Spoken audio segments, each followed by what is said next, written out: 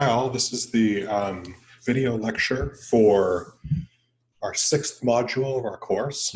And what we're going to cover today is kind of the westward expansion of what would become an American empire. And so we're going to look at a few different things. We're going to look at first the expansion of slavery within the southern United States. This is the subject of one of the chapters you've read. We're also going to look at the way this shaped politics. We're going to look at the way it shaped warfare in the United States fighting a war against Mexico over expanding slavery. And we're going to look at how it created or helped create one of the most important, powerful states in the Union to date, California. So I'm going to start by talking a little bit about the expansion of the Cotton Kingdom and slavery. So in 1820, a little earlier in our course, this is a map that reflects the enslaved population of the United States at that point. The purple shows the enslaved population, and the orange shows areas of cotton production. And you can see in 1820 there's a correlation loosely in some way between cotton and the enslaved population, but it's not very close, right? There's areas of cotton production that have enormous numbers of people held in slavery, but they're not the centers yet of enslavement in the United States. Those are the Sea Island cotton, which is a different kind of cotton, and rice plantations of South Carolina and Georgia, and the tobacco country of Virginia, Maryland, Delaware, North Carolina. But in the decades following 1820, cotton would come to dominate the economies of slavery. Many of you may have learned in high school, this was because a guy named Eli Whitney invented something called a cotton gin. This is not true at all. Eli Whitney didn't invent a cotton gin. Well, he invented a cotton gin, but he was not the inventor of what we would think of today as the cotton gin. That was done collaboratively by many people at different moments, and many of the inventors were actually enslaved people. For those of you who aren't familiar with what a cotton gin is, it's pictured here in a lithograph from a 19th century publication. A cotton gin basically takes raw cotton, which enslaved people were forced to pick off of plants as bolls. And it feeds it, you feed the cotton would be fed by enslaved people into a cotton gin, which essentially like turned, and it had little teeth that almost looked like staples. And they would go through the raw cotton fiber and pull out the seeds so that it could be turned into a fiber that could be sold.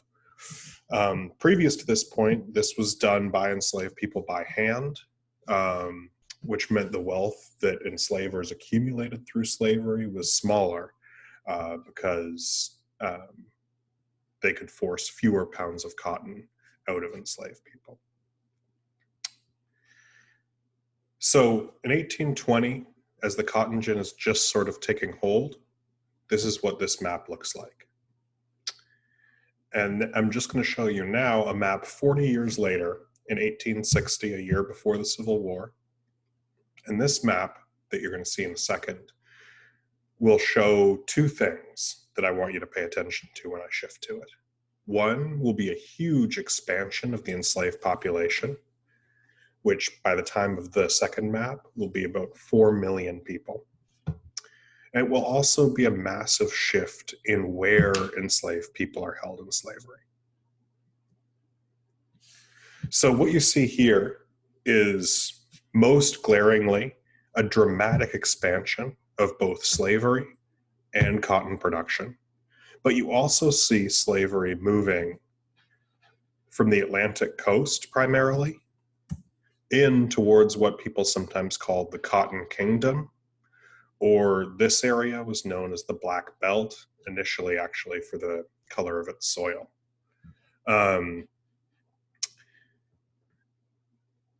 So a lot of what we're going to be thinking about in the next couple of minutes is what happened to change this to this, right? And it was the cotton gin, but the cotton gin alone doesn't explain it, right? That was just one factor. Another factor is that in 1820, all of this territory pretty much, and you can look, keep an eye on this map of Alabama, Georgia, this area especially, and look here to Alabama, Georgia. This area is controlled by the Creek, the Cherokee, the Chickasaw, and the Choctaw, more or less, in 1820. But as you remember from our previous modules, by 1840, the United States has, at the point of a bayonet or via a coercive treaty, forced all four of these groups, as well as the Seminole in Florida, out of this region to areas west of the Mississippi, those who survived. And one of the reasons why there was so much pressure for this, in addition to some of the things we talked about, like the gold rush and so on, was cotton, right? This removal that we saw in a previous module comes down to this area would become a center for slavery and cotton production, right? So we need to think, when we're connecting this to previous modules and we're connecting it to removal of the indigenous population by the United States, we need to think this is happening for a reason, right? Yes, it's happening because of white supremacy, because the United States wants to push out indigenous populations for white populations, but it's also happening because they want, for a connected reason, to create space for more plantation slavery, right? And so this is going to be really important for what follows up, because what we're going to see for the rest of this video lecture is how the slave trade and this shift leads to the version of the Western United States all the way to California that will unfold over the ensuing decades. So we talked about the transatlantic slave trade, and we talked about the Middle Passage. You read an excerpt from Olaudah Equiano testifying about it. But there was something that some referred to as a second Middle Passage that happened during the 1800s. And this was the domestic or internal slave trade within the United States, where the enslaved population was forced south and west from areas like Virginia, North Carolina, South Carolina, and Georgia towards the new cotton territories of Louisiana, Mississippi, Alabama, Arkansas, and Texas. Enslaved people were forced overland. The solid arrows indicate land routes where enslaved people were forced to march by foot, sometimes shackled together, for weeks at a time across much of the country at the time. And the dashed lines show areas where enslaved people were forced by enslavers to move via water routes, with the major destination ports being Charleston, Savannah, Mobile, New Orleans, and Galveston.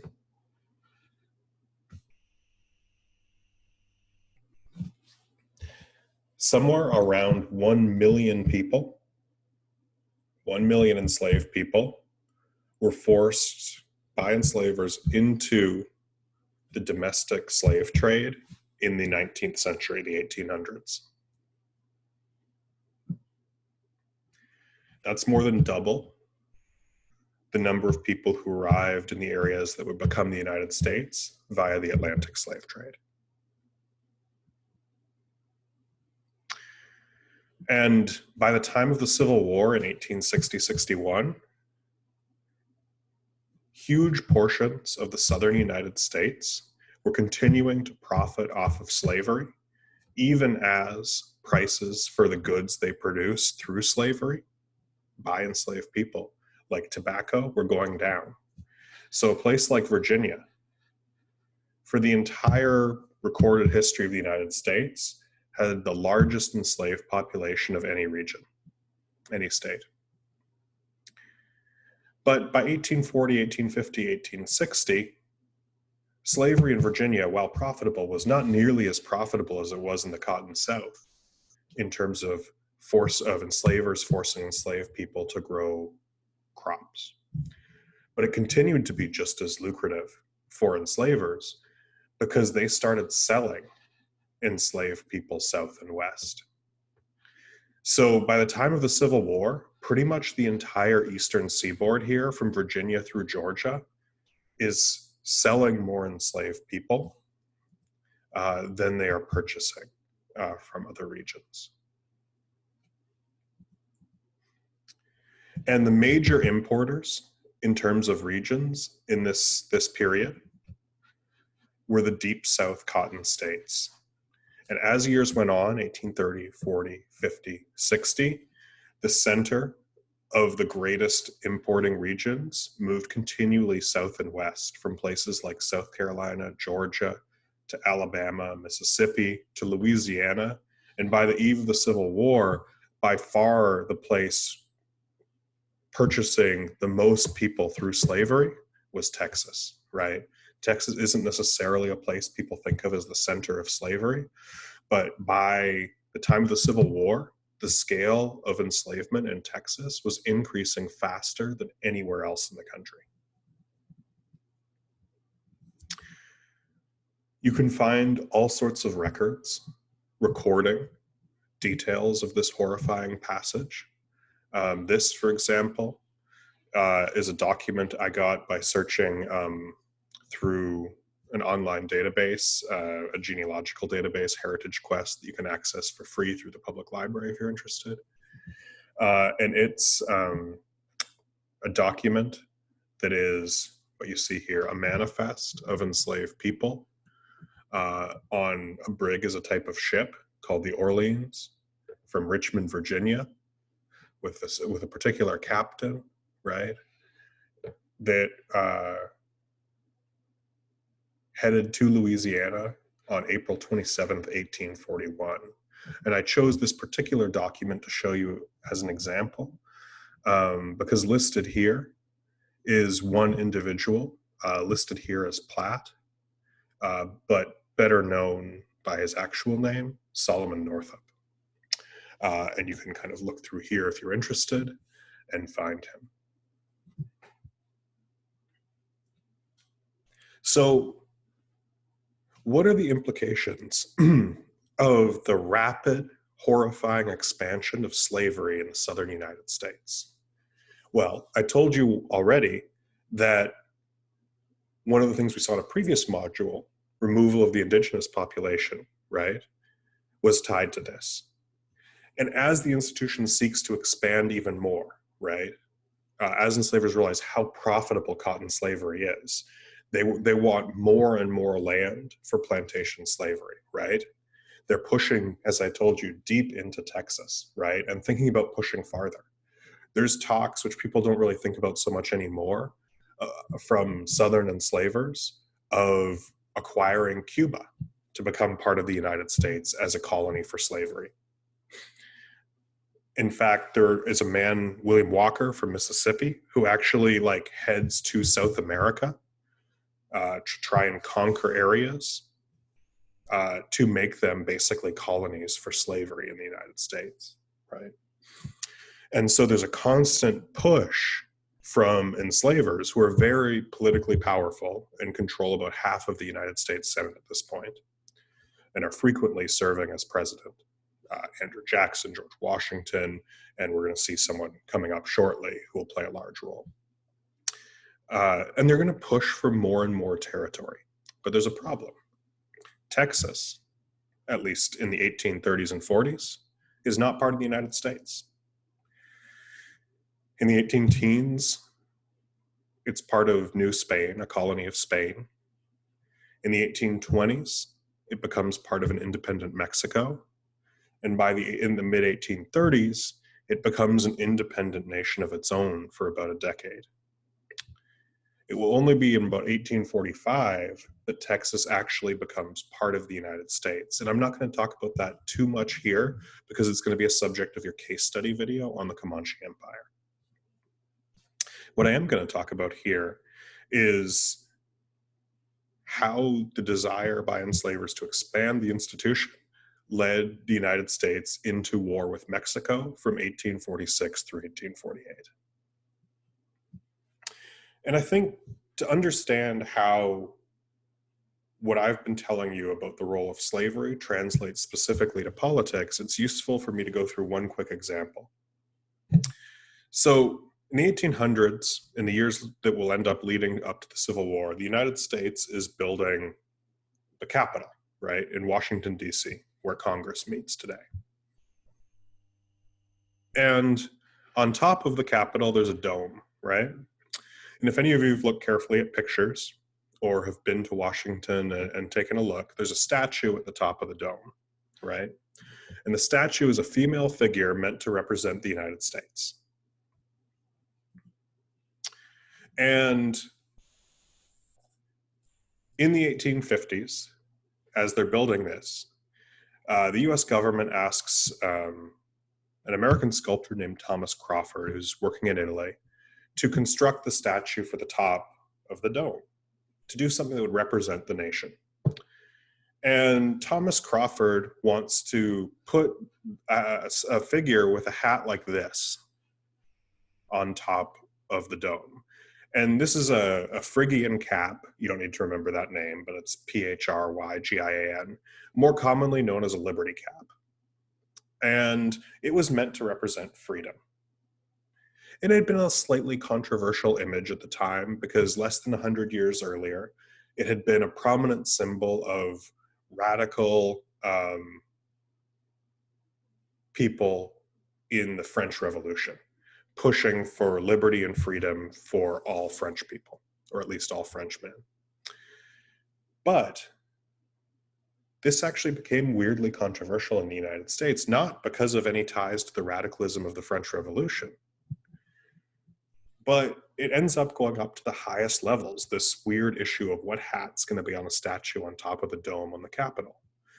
And a major US politician, whose name you may recognize, will come up later for us, from Mississippi, Jefferson Davis, demands that Crawford not use this liberty cap because he thinks it'll set a dangerous precedent, because he knows that the liberty cap was not just a symbol of the French Revolution, but in Greek and Roman times, an era studied very closely by wealthy white men in the United States at the time, this liberty cap or Phrygian cap had been the symbol of formerly enslaved people in the Greek or Roman empires that had gained freedom.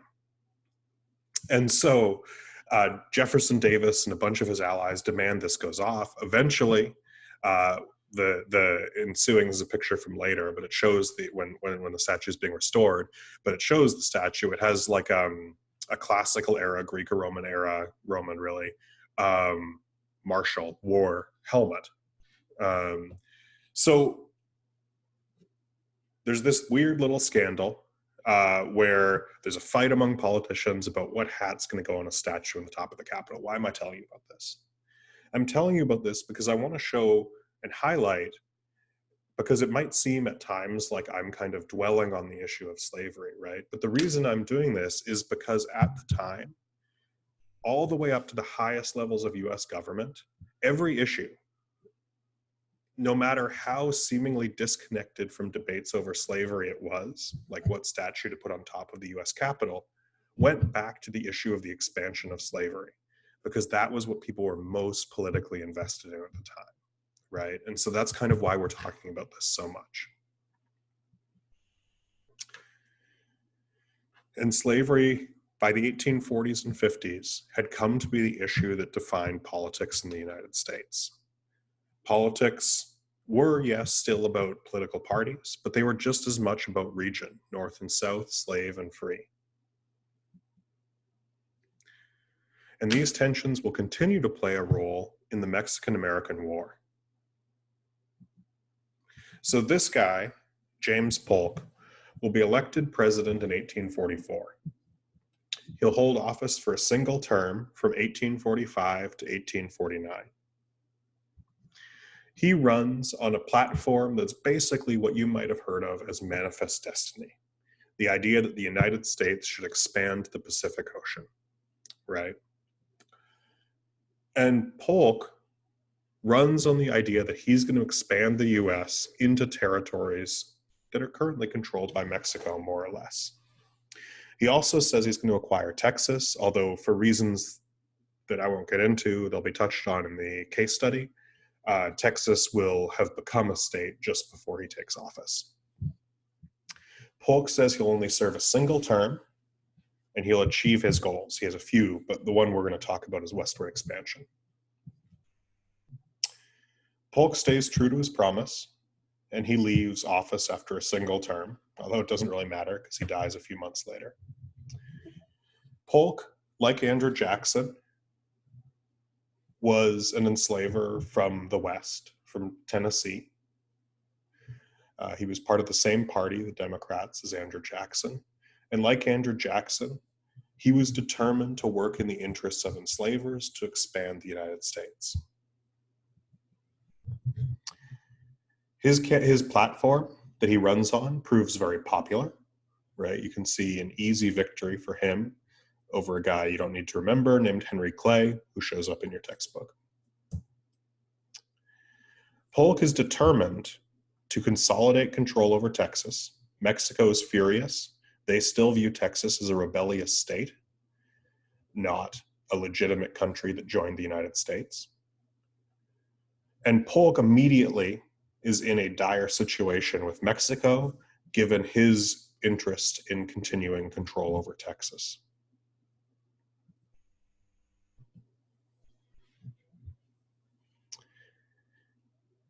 Eventually, there will be war between the United States and Mexico. Essentially, Polk and one of his generals more or less conspire to provoke war. There's a small skirmish based on confusion over like which side of the border some Mexican and US troops are on. And instead of leaving it at that, the general messages Washington, D.C. and says we are now effectively in a state of war. We need authorization from Congress in order to fight it. And Polk takes this to Congress, and Congress agrees on a declaration of war against Mexico. The Mexican-American War is a fairly unusual war in US history. It's the first war the United States, first major war the United States has fought to this point that isn't fought on US soil. The entire war is fought on Mexican soil. So it's a foreign war. It's also a war that Americans experience differently. It's the first war where Americans are getting almost immediate updates about what's happening at the front on the battlefield, right? You remember when I talked about the War of 1812, all of these weird things were happening because nobody knew what was going on in Europe at the same time as in the United States, much less within the United States. So like, for example, the Battle of New Orleans was fought after the peace treaty is signed. That's no longer the case because there's something called the telegraph, which uses essentially something like phone lines to send messages using Morse code almost instantly over long distances. So Americans are hearing the results of the battle in almost real time, right? Something happens and they read about it in the newspaper the next day.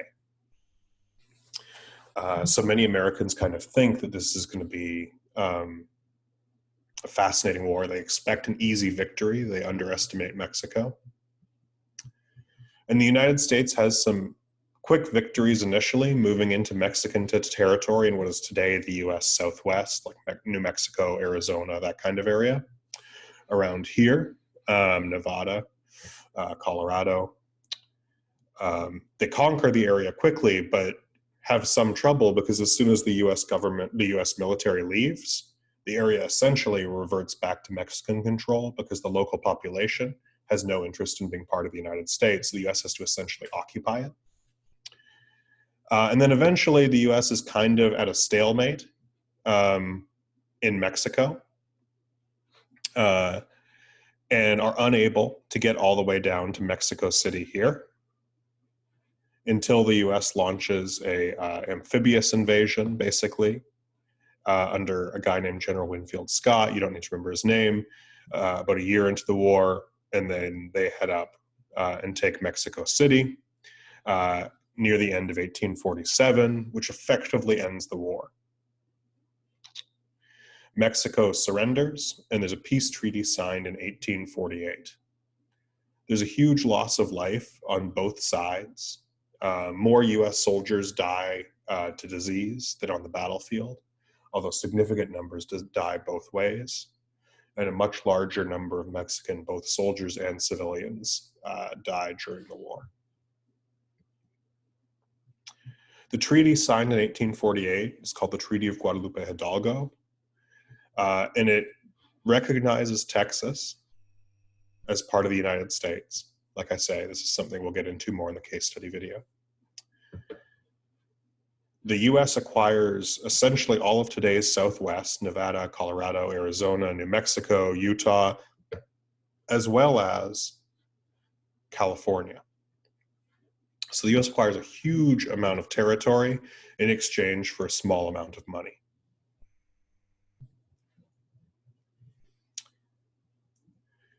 Now, for many Americans, this seemed like a big victory. The US acquired a huge amount of territory, kind of on the level of the Louisiana Purchase. There was a significant cost of life. But for many Americans, they were willing to look past that. However, some Americans saw potential costs, right? One little-known Illinois politician called the justification for the war the half-insane mumblings of a fever dream. His name was Abraham Lincoln. A well-known American writer said that if the United States took this territory, it would be like swallowing arsenic willingly, that it would poison the US from within. And what he meant was all of this territory, the United States would eventually have to decide whether to allow the expansion of slavery into the territory or not. And people remembered back to 1820, when the country had almost been torn apart over the issue of slavery in Missouri. What then would be the consequences 28 years on, with the political climate much more centered on debates over the expansion of slavery with a much larger amount of territory? And we'll see that in future modules. So the last section of the video lecture today is we're going to talk about how this all leads to California becoming a state. So at a basic level, California is acquired from Mexico through war. But that makes California a territory, not a state. And if you look at this map, there's no states between Texas and California. So it seems like it's going to be quite a while before California becomes a state on its own. However, the treaty is signed in 1848. California will be a state in 1850, only a couple years later. So how does it happen? How does California have a US resident population so quickly to qualify it to become a state? And the answer is there's a gold rush, right? For those of you who are familiar, follow NFL football, right? The San Francisco 49ers are named after a gold rush. The gold's actually discovered in 1848. Most of the rush is in 1849, which is hence the name of both the football team and the people who flood Northern California in 1849. They're known as 49ers. This map was from the time. It shows directions, basically instructions to persons who want to emigrate to California, describes the gold region of California, which is more or less in what is today Sacramento, California, and then expands towards San Francisco. People from around the world, but mostly the United States, flood Northern California in the years following the Mexican-American War.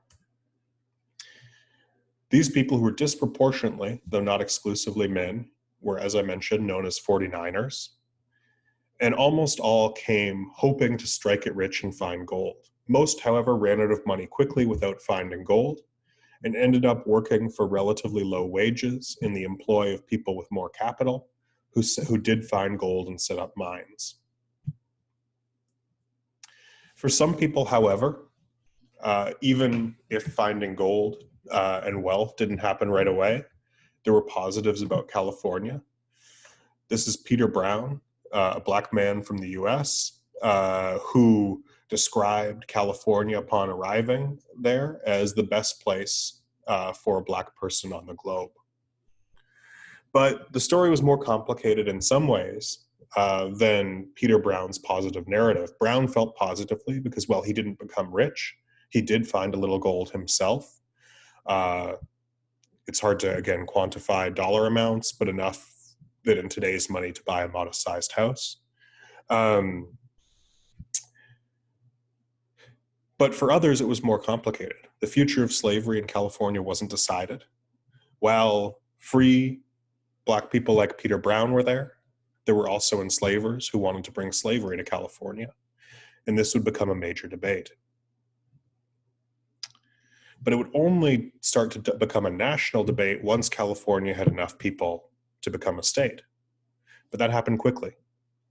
Not only people seeking gold as 49ers, but people arrived in California to set up businesses, to serve people there, to feed people who were there as 49ers, to clothe them, to house them. The city of Sacramento emerges from almost nothing, and the city of San Francisco goes from a frontier town of about 1,000 to 35,000, making it one of the bigger cities in the entire United States almost overnight.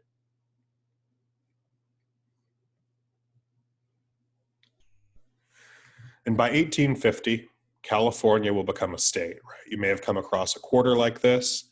There was a series of quarters made about states. The date is the date they become a state within the United States, right? So how does California become a state? Well, California's path to statehood, in addition to requiring the people who arrived through the gold rush and other ways, also required the US Congress, much like in 1820 with Missouri, to agree on its constitution, and essentially to agree on whether or not California would allow slavery. At this point, politics is considered by many Americans to be almost entirely about whether or not slavery will be allowed to expand throughout the United States beyond its current borders in the South. The president, James Polk, had come to be known by opponents as a pawn of what they called the slave power, which was a term used to refer to the relatively small group of enslavers who wielded disproportionate power within the United States. There were perhaps 20,000 plantations in the United States, yet almost half of the United States Senate, in a country of almost 30 million, were plantation owners, enslavers. And this disproportionate power and the way that they acted to preserve and extend slavery over almost any other interest led many people around the country who were opposed to this to refer to them as a slave power. They would sometimes say the slave power conspiracy. It's also important, however, at this point for us to note that people who were opposed to the expansion of slavery were not necessarily opposed to slavery itself, and were definitely not necessarily anything other than racist, right? So people could be against the expansion of slavery, but have no strong opinion about the institution itself. And that sounds strange, but these people would tend to identify as free soilers. This term, free soil, And what that meant is they wanted territory that didn't currently have slavery in it and new territory in the West to remain free of slavery. Now, some of these people did it because they were morally opposed to slavery, but others had economic reasons. They may have been white people who didn't want to compete with plantation owners for agricultural land. They may have been racists who didn't want to live in a society that was anything other than white, certainly not that included Black people, right? The state of Oregon, which is established as a state just before California, for a long time in its history, has a law making it illegal for Black people to live there, right? So there were a lot of different reasons why people opposed the expansion of slavery. So even though a majority of Americans were opposed extending slavery, I don't want to give you the sense that in 1850, 1860, the majority of Americans wanted to abolish slavery. So in the world, apologies for the blurriness of this, before California becomes a state, this is the rough map of the United States. Pretty much east of the Mississippi, everything is a state already. West of the Mississippi, there's a few states that have emerged, almost all right along the Mississippi River, plus Texas. The rest of the territory by 1850 is, at least on maps, on US maps, controlled by the United States, but not divided up into states yet. So California will be the first of these areas to become a state. And it will take months of fighting, a president dying and his successor stepping in, before politicians in Washington, D.C. can agree whether or not to allow slavery in California. And in the end, they actually end up allowing California in without really deciding. California becomes a state that will prohibit slavery, yes, but California is also required to elect one pro-slavery senator, as well as one senator opposed to the expansion of slavery, to keep the balance in the Senate. So it's not a complete victory. And then points 2 and 3, you don't really need to worry about in the deal that brings California into the Union. Number 4, the Fugitive Slave Law. I encourage you to go to your textbook to read about the Fugitive Slave Law. I don't want to make this lecture video any longer than it needs to be, but you can look there, and that's actually, it's passed in 1850, and that's kind of what both of those speeches by Sojourner Truth and Frederick Douglass that you saw in the previous module were inspired by. Why they were giving their speeches is they were particularly frustrated at the Fugitive Slave Law, which in very general terms made it so that not only were enslavers able to recapture enslaved people who made their escape to the North and free states, but Northerners were legally required to assist in the recapture of enslaved people, and if they refused, could be fined and or jailed. And then finally, the US Congress abolishes the slave trade, though not necessarily slavery, in Washington, D.C., the only place where the federal government directly controlled it. So after the compromise, California is this kind of outlier way out here, with all of this area still having an uncertain future about whether slavery will be there or not, a future that won't be resolved until the Civil War. So we're going to finish there. Remember to watch the case study video, which will cover some issues about Texas and the Comanche Empire. And we will go from there.